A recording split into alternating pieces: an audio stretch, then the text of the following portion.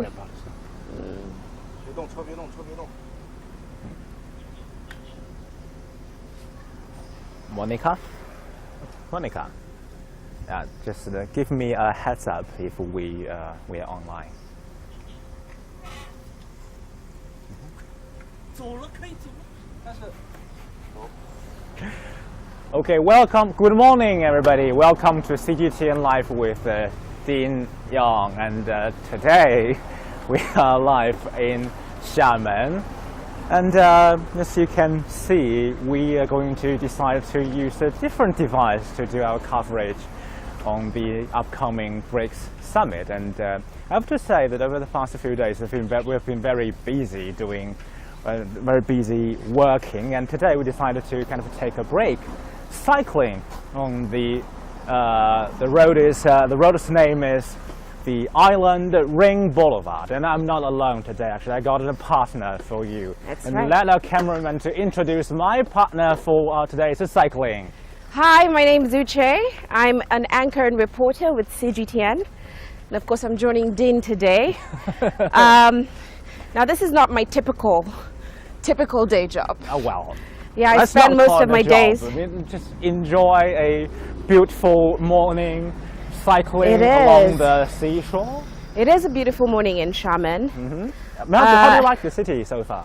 I do. I love it so much. I haven't seen it from this angle yet. And I have to admit, I haven't ridden a bike in over 5 years, so this is going to be exciting. Before we move on with other topics today, let's just give you some better information about the CGTN. We're Right. China Global Television Network, and now we are live on CGTN's social media accounts. You can find us cycling in Xiamen on the Facebook and on CGTN's Facebook account. And also, if you've already downloaded an application, you can find us on that too. And also, if you have a Weibo account, a Chinese microblog, you can also see the live on Weibo and Twitter, of course. And today, we are going to talk about cycling, of course. Cycling. And your perception of this beautiful city. Absolutely. And, let's go find out. I mean, these are not kind of racing bicycles. We're riding a sharing bicycles. Yeah. I mean, that is a crazy, there's madness in China about this sharing economy. Of course, we're going to talk about that too. And in relation to BRICS, we're going to talk about cooperation. Sharing is some typical of a way of doing business. Yeah. I mean, I think actually it's the most primitive form. So from that, from sharing, from giving each other the benefits, like we can move on from there, talk about what cooperation can bring us, what kind of benefits that could lead us to. Yeah? Right. So let's just start from the basic thing. Yeah, well, can we start with the bike app? Because this is so unusual. I personally have never seen this. It's not something that we have in Africa as well. So tell me a little bit about how this works. What's the system? I've never heard this whole idea of sharing bikes. Well, this idea actually it blew my mind in the first place. Actually, China is a huge country in terms of cycling, but cycling here in China isn't always in a sport. It isn't something that you do to kind of during your leisure time. So it's more like you cycle to work. Right. And that's how kind of China is big in terms of cycling. So it's one of the major modes of transport here. Yeah, it's a commuting tool rather than a sport. But I think that's why the businessmen and the people doing this business, they can kind of smell this opportunity there. There's opportunity. Because there are so many people need a ride. And another problem, another thing that can make into the background of this thing so crazy in China is that people always find the trouble, especially in big cities. Sometimes even in Xiamen. Xiamen is a big city too. Yeah. And in big cities, people find it difficult to travel at the last mile, like from your home to workplace. Sometimes isn't a straightforward way. Right. Isn't a straightforward route. You need to kind of get to the subway station first, or bus station, and you jump on the bus or jump on the tube, and then you kind of go to your workplace. But still, it doesn't always happen that it's so convenient that your workplace or your home just around the tube station. Right. You always need to kind of walk a little bit. So this kind of fits in there. it can provide us with a free ride. I mean, you can download an application and then you can kind of get a bike, get a ride for very cheap price, about one kuai. That is a couple of cents in terms of US dollars. And that's how this business got started.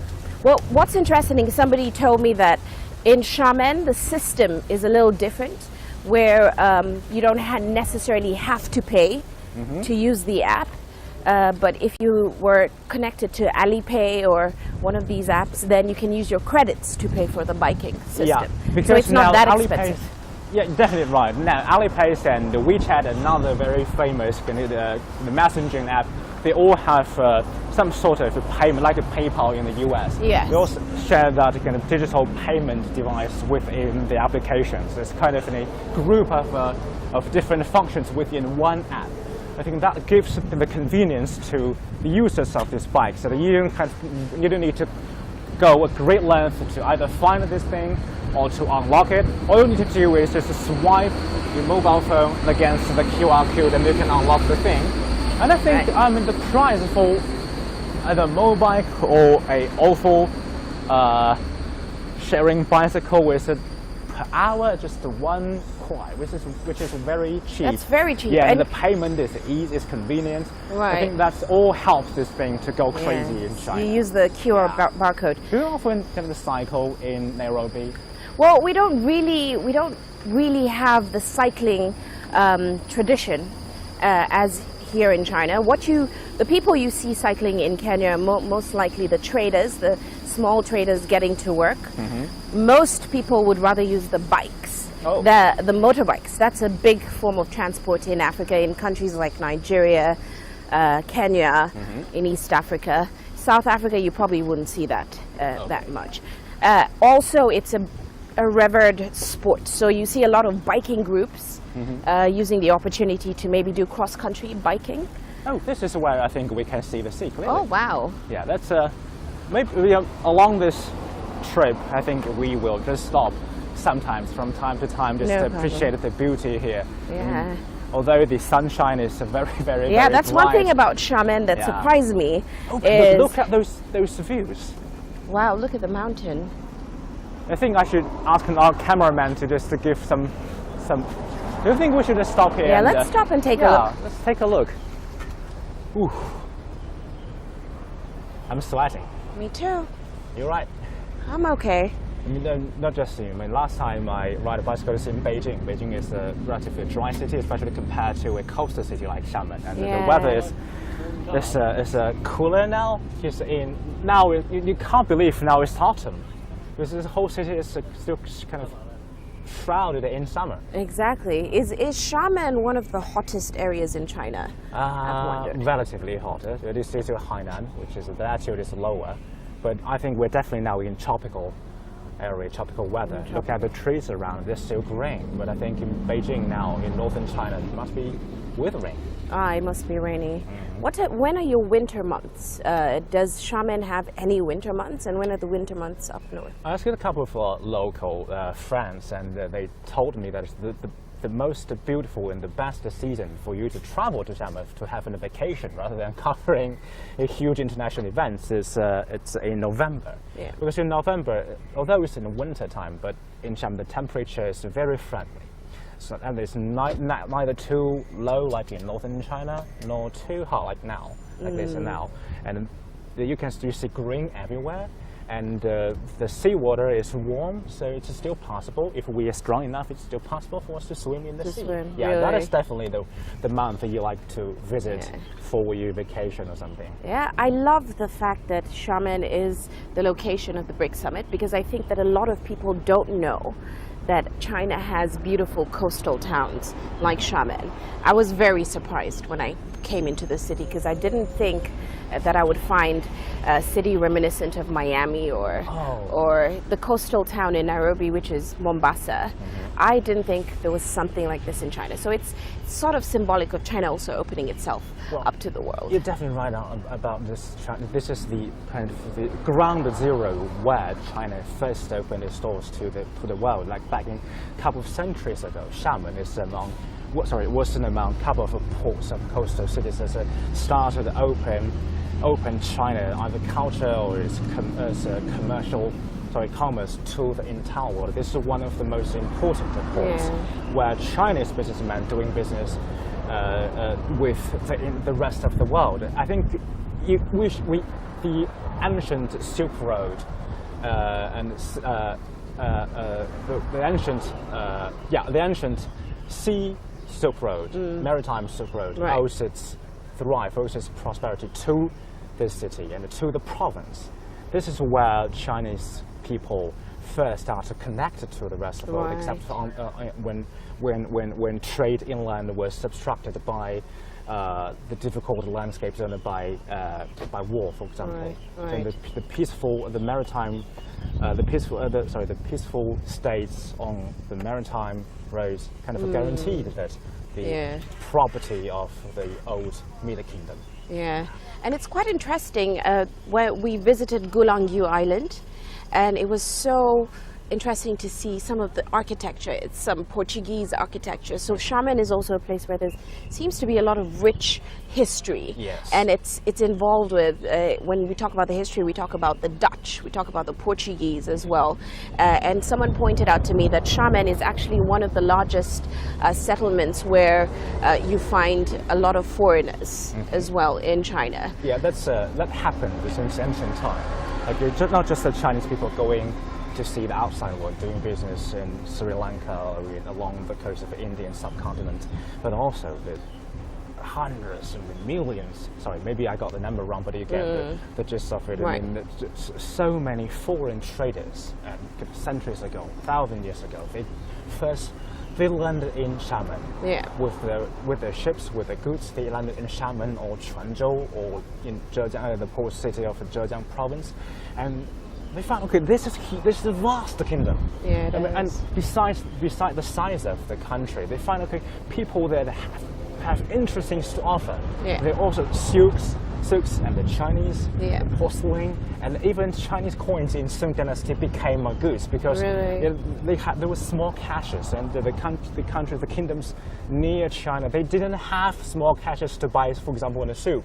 You can't just bring a breaks of gold to buy something as tiny as a soup or clothes. You don't have exchange, so they somehow illegal smuggled Chinese coins from these coast cities in Song and Tang dynasties to different countries, and of course they would like to settle here in order to kind of smooth and fabricate the business. That's why this city actually from ancient time became very international.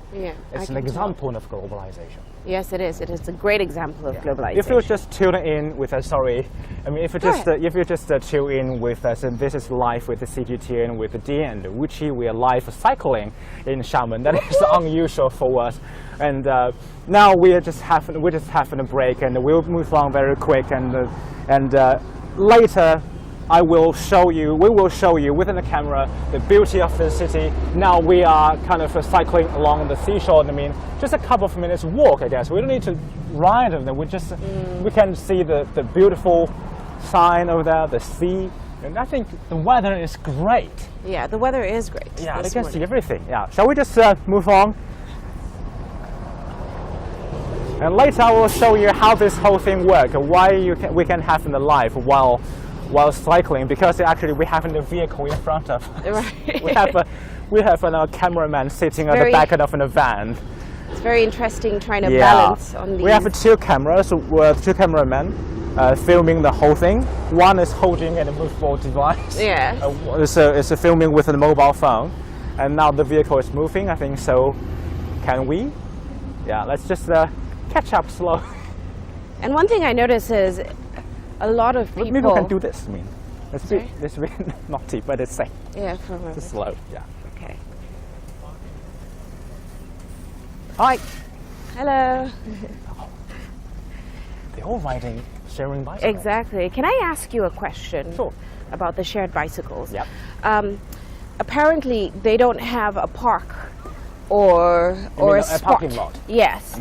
You basically pick it up wherever you find one and drop them Yeah, wherever look at you. those. Yeah, look at wherever you and drop them Yeah, wherever look at those. you. Yeah, look at them along the roads. Wow. Okay. Yeah, there's so many of them, Is this a park? Is and this they one of come them? in different sizes.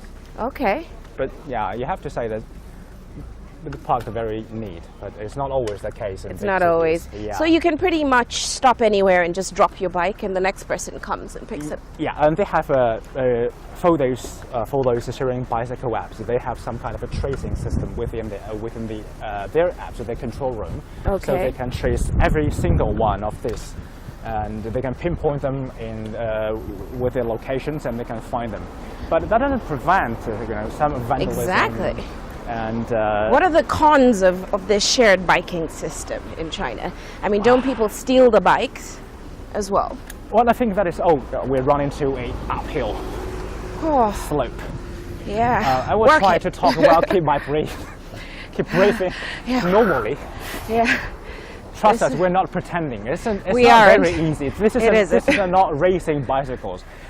It still carries quite. This is crazy. Yeah, these things sometimes weigh a little bit heavily than those more heavier. Well, Heavier At least than we're getting our morning workout in as well. It's healthy actually, especially It for is. our timetable. We really need to spare some time to live in a healthy life here. Exactly. Well, when it comes to costs, actually that's quite annoying, but it's not disastrous problems for this business to continue to exist. But yeah, it is a test stone because usually we believe in that the customers are God. Yes. Because you want to sell them either things or goods. You need to respect them, sometimes you need to cater in their maybe not very reasonable needs. Yes. But for this sharing bicycle, because we are users of them, but this maybe not a completely different model of doing business, but still, it's something put our integrity Yeah. can be under test. That's They true. have not just for sharing bicycles, but for Airbnb, we can call it the hotel sharing app, Yes. and also the Ubers. You will have a credibility rating system. So both the users and the service provider, we can rate each other Yes. the credibility. So if my credibility runs very low, Yes. I will get punished by not be able to run the To room on access. Airbnb or to access Uber, or in China we have the Yes. Didi, a Chinese version of Airbnb. I could never be able to access to those services at all. Oh no, it's very soon we go. I'm still not convinced because what stops me from just hopping on the bike and driving off and not swiping my QR code? Sorry, what about you? What stops me from just hopping on the bike, not swiping my QR code and just driving off? Is there any mechanism to lock the bike or? The tracing system can definitely help the company to locate their bicycles. Okay. But it's at the beginning of this, when these things first came up, what I've just said happened. Right. At the beginning, like a couple of months ago, kind of half a year ago, when I first kind of noticed the sharing bicycles on the streets of Beijing, Yes. there were quite a lot of reports about people kind of stealing them or just simply keeping them, or by adding another lock on Right. the mobile on the bicycles, and so that they could ride them just to kind of keep the thing for them all. Yes. For themselves. Yes. That wasn't That's what I very, thought. that isn't very good. That is Yeah. really puts your morality in the question. Exactly. Yeah. Oh, that's Oh wow, the give people beach. the view here. The view is really. Oh wow! Look at the beach. Yeah. So yeah, that's really the problem at the beginning of the kind of during the invent days of the sharing Right. bicycles. Nothing could prevent that from happening, and that's why the company decided to put a tracing system Okay. in the whole system to make sure that people won't do that. Right. I mean, I don't think we could just blame people for that, because there's no law prohibiting that. Right. If you give people the liberty, the freedom to do that, then, well, I mean, that is the failure of the system, of this new model.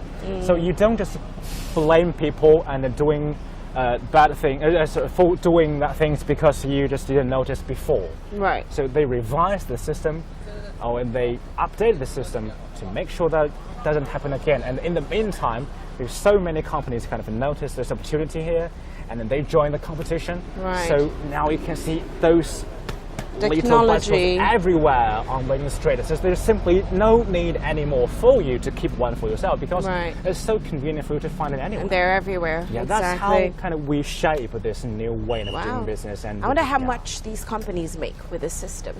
Wow. Are there billion-dollar companies? Are they making billions per month? Do you want to kind of see it over there just to Yeah, because let's go. this place kind of gives us a better view of the sea. Okay. Oh, let's just give our audiences a little bit of introduction here. We are cycling in Xiamen, the host city for the upcoming BRICS Summit. And we're from CGTN, China Global Hi. Television Network, and we're cycling. I'm Dean Young, and I'm cycling with my colleague Uchi from Nairobi. Yes. And now we are reaching a square. And with this pair of shoes, I'm not sure I'm brave enough to step on Me the too. beach, on the sand. But at least we can show our audiences the beauty of the sea. Yeah, and Not very many people on the beach today. well, Probably because it's a weekday Yep, as well. people are still working. And along the way, we'll be talking about the sharing economy, because right, they are sharing bicycles, which is a kind of a madness and a craze in China nowadays. And Very interesting later on, system. we'll be talking about the cooperations and the comparative advantages, so that we can put the whole thing to the into the perspective and linking it to the BRICS Summit. Summit. Yeah. Well, quick question. Sure. How many people come to this beach on a typical weekend? Well, Is it crowded? Because I haven't seen very many beaches around Xiamen so far. it depends on the season, but now it's not. It's a summer vacation, the end of summer vacation. Most of the China university, the school will start kind of in a couple of days. But I don't know if I can give you an accurate number on average. But later on, I mean, at the end of this road, this is called Island Ring Boulevard. Oh, wow. Yeah. Later we'll find on the, I think this is the left-hand side, is the Xiamen University. Oh, okay. The most beautiful campus in China. I paid a visit yesterday, and there's one front entrance of the university, kind of facing directly to the sea. To the sea, and which is the sea is gorgeous. open for public, and you can see Yeah. on the sunset, the entire area is populated by Yeah. visitors and just Right. students from the university. Yeah. This is a widely loved city Yeah. for tourists. And I can see that you have a good view of the mountains just Yep. across the sea over there. So where exactly is a port? I've been wondering. The port. Yeah, because Xiamen is a port city. Can you look at it's somewhere beyond over there? I mean, Is where the port is. that area, there's a port over there. Okay. I don't know if we can see them clearly. See the dark clearly, because they're quite far away. Yeah. Although the weather is nice out there, but yeah, over there. Yeah, that that's where the direction. port is. Yes. Okay. Ooh, let's stretch our back and hop on. That back. breeze is fantastic. Oh my god. Like we said, Xiamen is quite a hot city. Yeah, let's ride when the weather is. Yeah. I think the weather's perfect right now Yeah. to get back I'll on our get on bikes. with the riding again. Yes, we will. So far, so good. We haven't fallen off, so that's a great thing. So far, so good. Oh, let's give them a Moment. second until they pull away. Yeah, let's go. Well, now we are live with CGTN with Dean Yang and Uchi from Nairobi. If you have any questions you'd like to ask us about sharing economy in China, about BRICS and about Xiamen, this beautiful city, feel free to leave your comments on the comment section of the CGTN's Facebook account and the Weibo account, also on Twitter. And you can contact whenever you want. Leave your questions, please. Yeah. We'll just keep cycling while enjoying the view. Riding. I think very soon we'll see the Xiamen University. Maybe this is already, we've already see the campus. The university is very large. Yeah, it is. How many students? Is it specialized in any particular area? In the university has more than 40,000 students, Wow. but in its 4 campuses. 3 of them in Xiamen and another one in Malaysia. Oh, Actually, okay. the Xiamen University is the first university that established an overseas campus in China. Really? Yeah. Really? And yesterday we talked about the globalization of education, and an expert told me that China, and together with the other 4 BRICS countries, Yeah. and they would like to kind of globalize the culture. Exactly. Because for developing countries, we believe, or this, the expert told me that the developing countries still doesn't have quite a say over international issues. Exactly. But That's by quite true. doing that, it takes time. And one way of achieving that eventually is that you can have your way of educating people and Exactly. spreading your culture outside, so that they can Yes. communicate with them, with each other, with both sides understanding deeply each other. Yes. Instead of the kind of point the finger at each other, so you don't understand me. That's why it's all Exactly. your fault. I mean, that's the globalization is that, of education is to tear down that obstacle. Yeah. And to your point, interesting fact, in many African cities now, in Kenya and in some schools in Nigeria and other countries, Chinese has actually been included into the curriculum now. Really? Yes. I think because more and more we're seeing African countries doing more and more business with China. I think you just put yourself in the trap. How? I'm going to ask you to speak a few words in Chinese.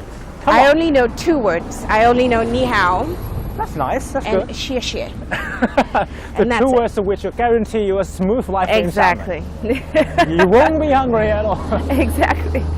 Well, what is another word that is quite important for me to learn? 对不起 is I'm sorry. Or you can also say it when you want to say excuse me.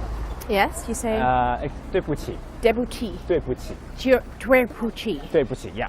That's a tough one. No, you pronounce it perfectly. People would Dui bu understand qi. you. Yeah, 对不起 means I'm Okay. sorry, or excuse me. That's a good one to know. Especially when I crash into you at some point. In advance, debuti. Yeah, and because Chinese food, the complicated systems. I don't know Yes.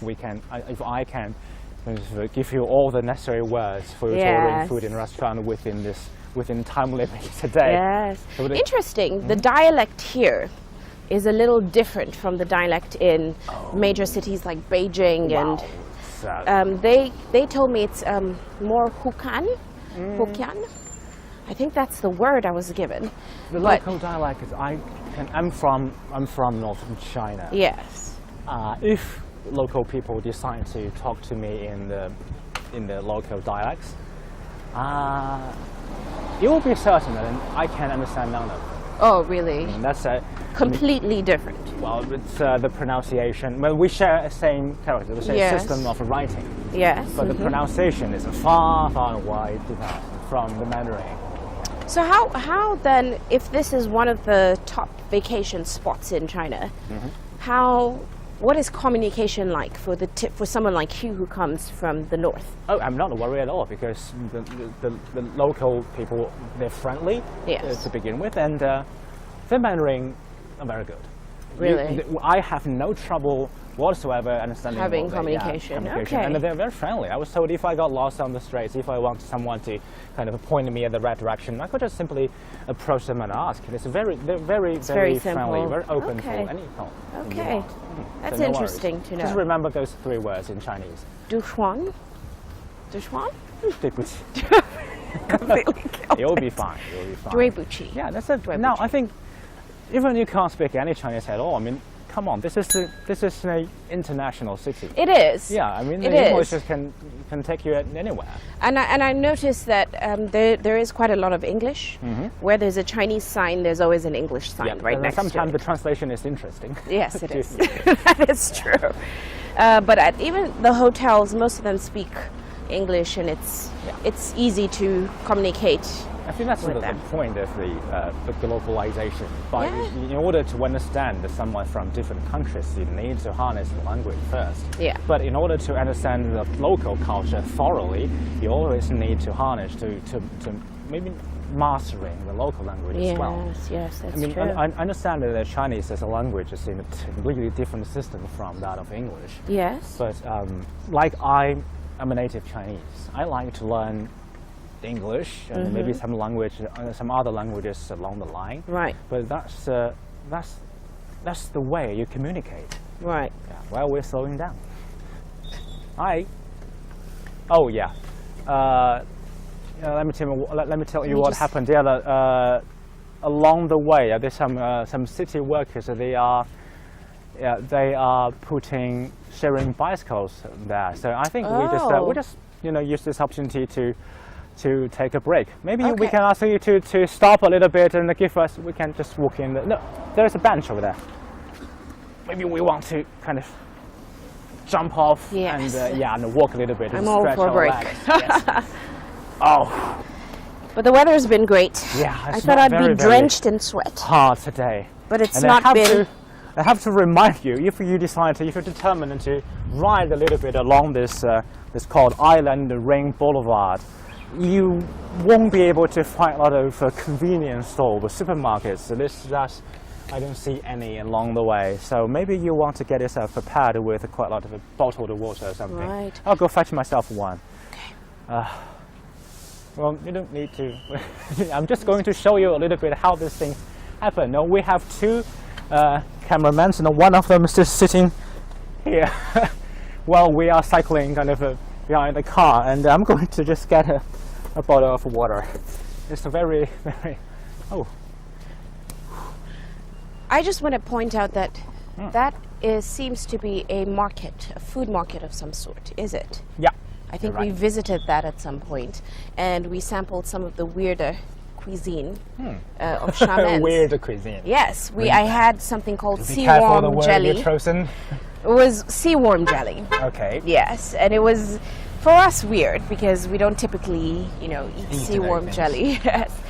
This is a very famous local market. Yeah. And if I remember this thing correctly, it used to be a dock. Yes. Kind of almost in a century ago, and then they transform into kind of enlarge it and make it in 1920 or something. They kind of transform it into military use. Yes. But after that, it kind of developed more and more gradually into more civilian use, and now it's a very famous local tourist attractions. Yes, it is. And its location is very interesting because it's directly next to the Xiamen University. If we look at this way, I mean, over there, maybe now the trees has blocked the signs, but beyond the trees, not very far, just a couple of minutes of walk, you can see the Xiamen University. And the reason that is the most beautiful campus in China is it's seated against the mountain, facing the sea. Yeah, and it's interesting. What we were told when we went in there is that, like you mentioned, it used to be a village for fishermen, and then was transferred to the military, and now it's a place where students and maybe expatriates can find cheaper housing, and it sort of has a lot of that hipster lifestyle. I mean, we went in there and met a couple of them. That's another interesting point. The other day we visited here as well, and we found a very, very, very actually bizarre pattern. Because not just here in Xiamen, but in other international cities in China, like Beijing or Chengdu in Sichuan province, they all have a similar phenomenon. Like in a very local alley, and gradually kind of changed into a very, very kind of international tourist attractions with similar things, with the people selling or tiny either snacks or toys, especially made for tourists, and maybe that is another benefit that globalization can bring to different cities. Transforming the old into newer and modern. But we can still see the KFC alongside. Exactly. And I'm sure along the way you will find another kind of fast food chain or coffee Starbucks. chain, Starbucks in the coast. Well, just the balance of journalism, we also need to mention the name of McDonald's and Pizza Hut, maybe. Exactly. So that we don't look I've seen a McDonald's as well. Let's just hop back and see. Yeah, the work is done. Is fast food big? How are you holding up so far? Well, I'm doing well. Great, I'm a little hot. Well, I think you got got healthier water than me. I don't know how long I'm going to. Let's go. Maybe I just cover it up well better. That's it. We used to. This is fun. We used to stereotyping Africa, but Yes. That's like true. we kind of take it for granted that the whole continent in Africa is much hotter than China. It is. Is that true? No. It is hot, but I would say that if you go to the western part of Africa, there you find a lot of humidity and sun. And it's just about the same as Xiamen. I would say Lagos City, you know, I'm a Nigerian. Lagos City, where I've lived for a while, that city is about the same. But if you go to Nairobi, Nairobi is cold and much more cooler than Xiamen City. Much more cooler. Yes, the sun is out, but it's not this hot. It's not this humid as well. So do you Southern find Africa as well. Do you find this actually this weather less agreeable? I don't find it agreeable at all, especially in the afternoons. During the morning and evening periods, it's beautiful. It's beautiful. I think it's perfect vacation weather. But in the afternoon, the sun in Xiamen is tough to handle, that's for sure. But do you find that things you see in China, because for us, even for us, sharing bicycles and sharing a lot of things. In Beijing, I even heard of sharing umbrella.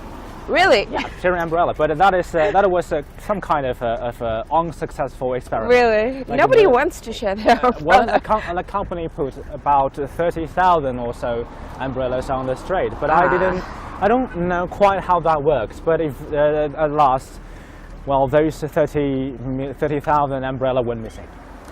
Well, so yeah, not everything can be shared in that way, and make the company a fortune. But do you think those things they can have in a better future in Africa, maybe?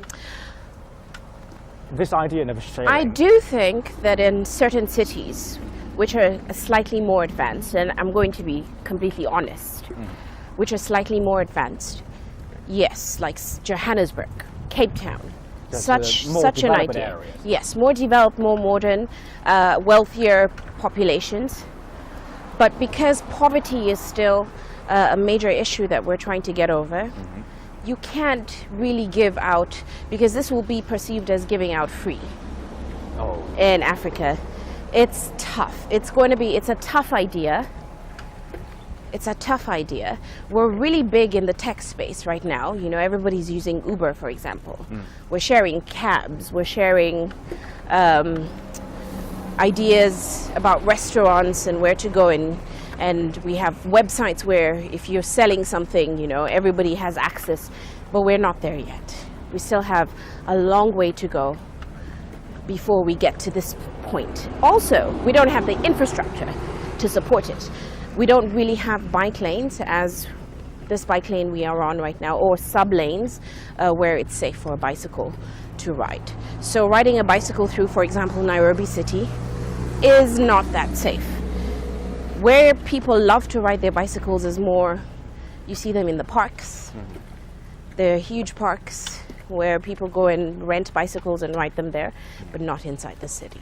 But because this BRICS is not just about BRICS anymore. Yes. During the upcoming BRICS summit, a couple of other emerging market countries and the developing countries we are also invited to BRICS summit. Yes, yes. They're talking. There will be discussions about how BRICS as an institution, as a regime, can help the other emerging market, because now this world is connected. Yeah. No one is an isolated island anymore.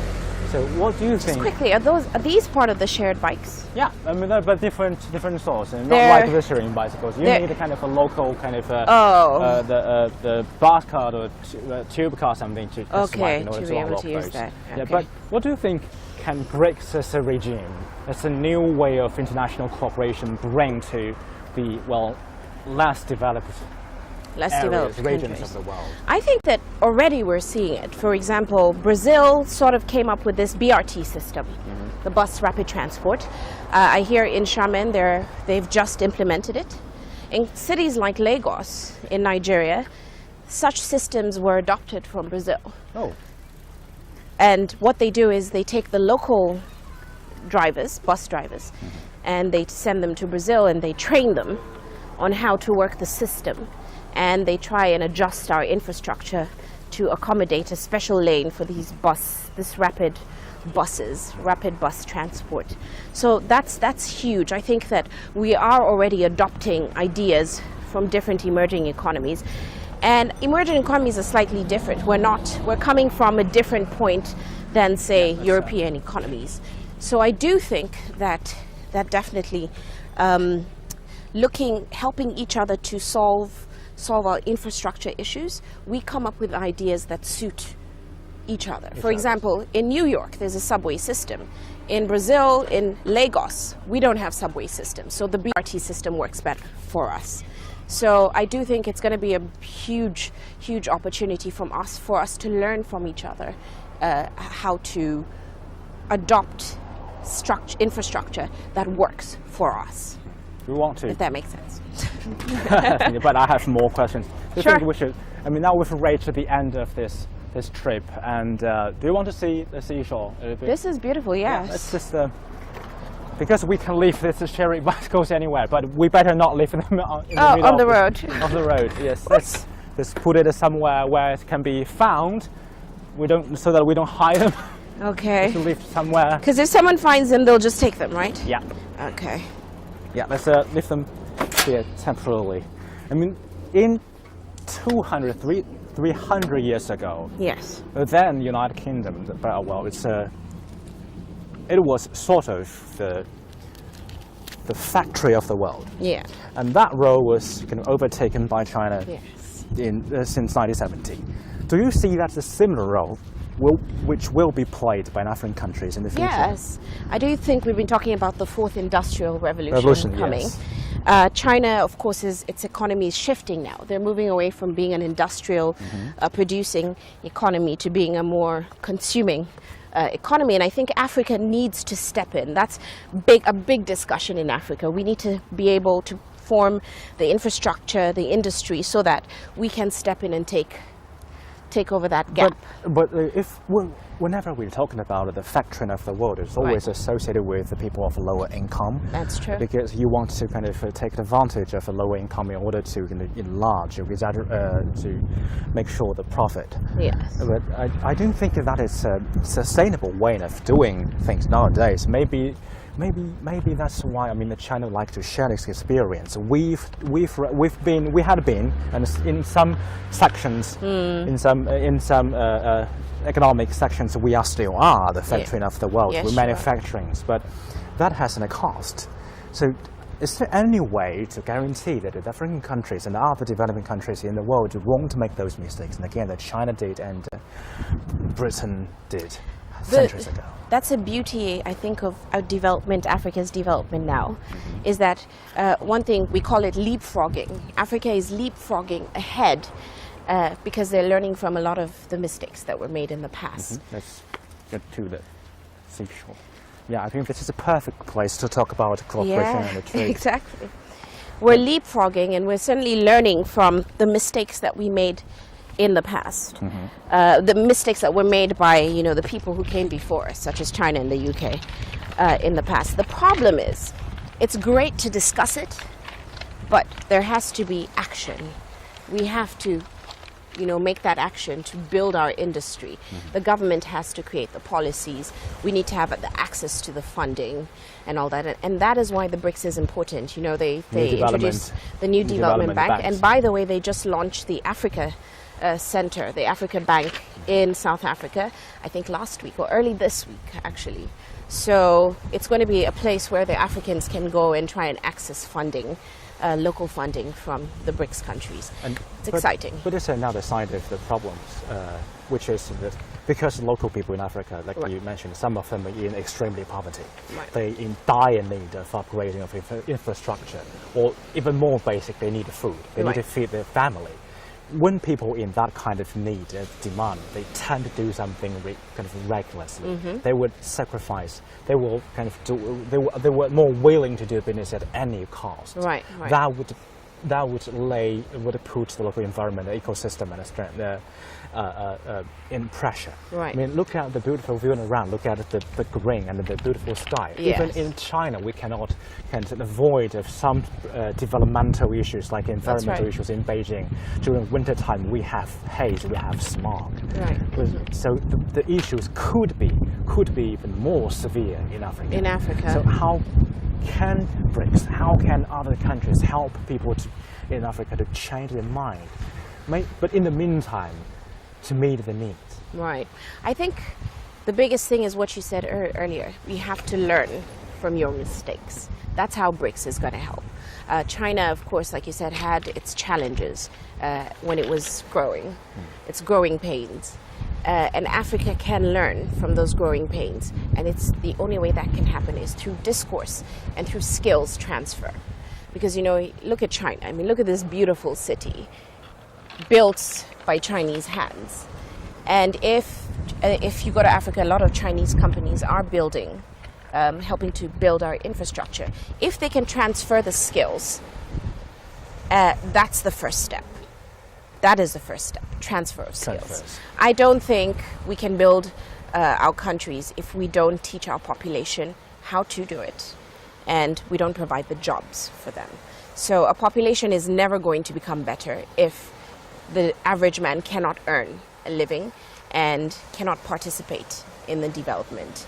So I think those are the two huge things that being parts of the BRICS or working with the BRICS countries will give us, which is that skills transfer. Are you confident that in near future that you will see sharing bicycles kind of on any I think African in some cities, we will see that. But many other cities, we have to solve road first. Road infrastructure and governance issues. You know, we talk a lot about governance in Africa. We have to have also the right leaders in place. A lot of countries do, but if there's political instability, then there cannot be development. Political stability first, sound policies from government, and infrastructure. Then we transfer. Kenya is a great example. There's so many Chinese companies there working with the Kenyan government. We have our youth service in Kenya, and the Chinese companies, I don't know if you know about Vic, I think it's one of the biggest companies here in China. They actually train students right from university who are in the youth service in different areas. And that skills transfer makes them, you know, it creates the future leaders of tomorrow in different industries because they know better. They know better. Let's switch a little bit so that we can use this background to end our live cycling today. That was fun. Well, thank you for sharing with us insights into the global cooperation. I mean, that's the point of why we were riding a sharing bicycle today. We like this idea of sharing, this conception of sharing things with each other. Maybe some things you don't find useful, and I have something that you find useful, then we can exchange, we can barter. We can make those things that are maybe not useful for each other to be, well, more meaningful for each other. Right. I mean, that is from the kind of the very tiny point of sharing a bicycle. Maybe we can move from there to kind of sharing, cooperating on a global level. That's why we need different international communities, blocks, so that we can sharing our experience with each other. Yeah, and I think that's why emerging economies need to band together and work together. Look at the seas. Yes. We are sharing the seas with everyone in the world. That is the route through which we connect with the rest of the world. That's true. Don't let those things sever our ties. That's true. Thank you, Chi. Thank you. And had a great time. You just thank you for your time. Thank you for your company with the CGTN, with Ding Yang and Wuqi live in Xiamen. And if you have any comments, if you have any questions to us about the city and about upcoming BRICS Summit, do feel free to leave your comments on any of our social media accounts with the CGTN. Thank you. I'll see you soon. Bye. Bye-bye.